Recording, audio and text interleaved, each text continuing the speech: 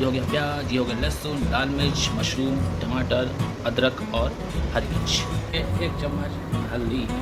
उसके डालेंगे इसमें जीरा, उसके डालेंगे इसमें धनिया पाउडर, उसके बाद डालेंगे हम नमक स्वाद अनुसार, उसके डालेंगे हम उसमें मीट मसाला, उसके डालेंगे हम सरसों का तेल,